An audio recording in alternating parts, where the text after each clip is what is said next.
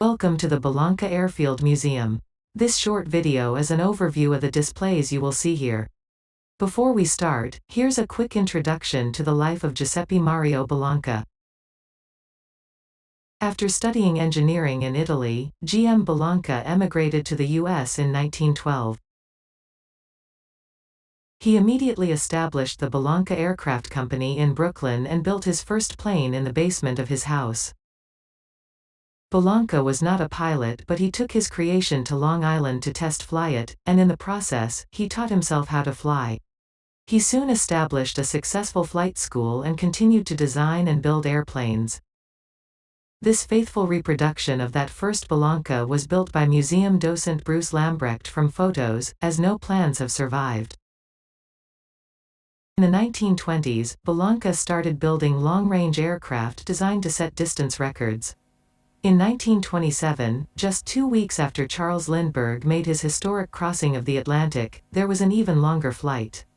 That flight from Roosevelt Field, New York to Berlin, Germany, was made by Clarence Chamberlain in a Wright Bellanca WB-2 named the Columbia.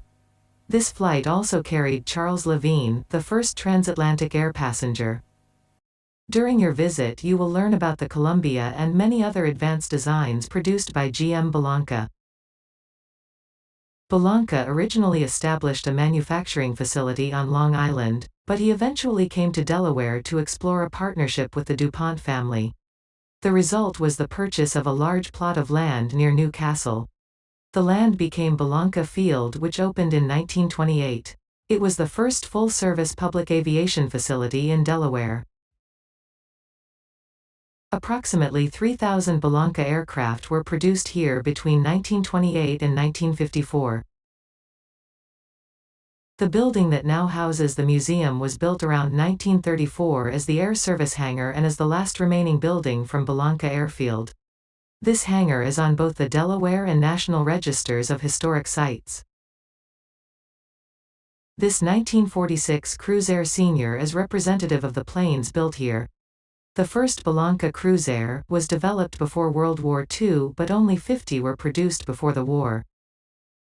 After the war, Bellanca refined the design and the Cruisair Senior was introduced. The Cruisair was an efficient, well-built, and inexpensive aircraft, and it was a popular design. Over 2,000 Cruisairs were built and they are sought-after classics today. Besides the complete Cruisair, you will see two partially restored Cruisair airframes. They provide a great look at how the planes were built, including the welded frame construction.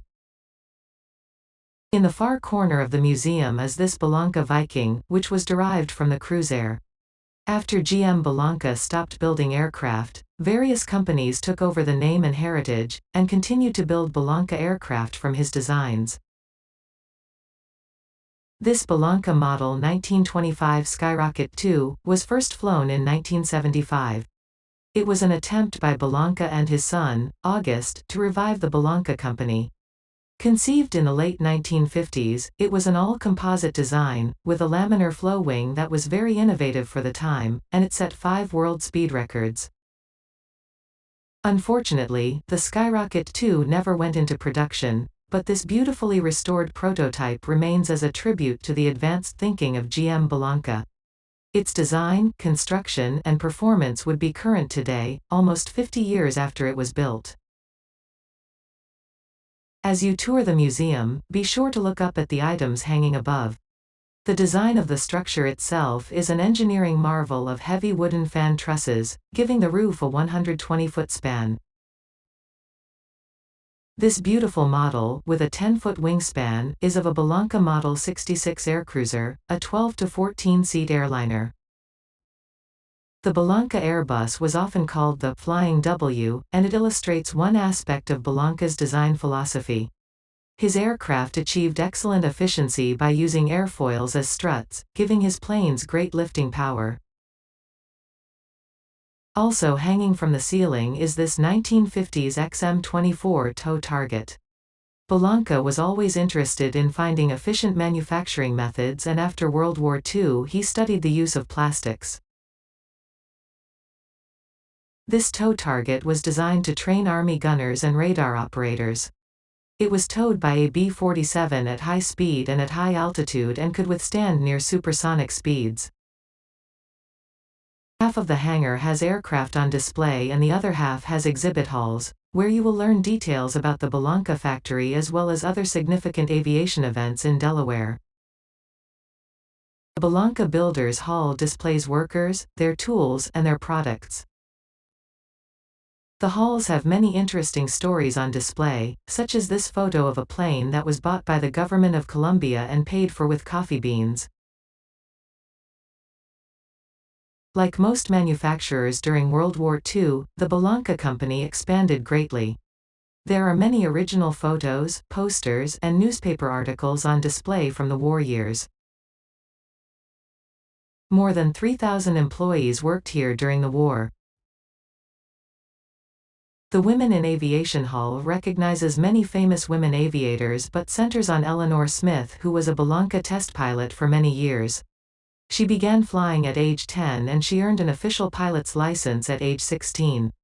As a teenager, she set several aviation records. Eleanor joined Bellanca Aircraft in 1929 and continued to set records. In 1930 she was named Aviatrix of the Year and, in 1934 was the first woman to appear on a Wheaties box.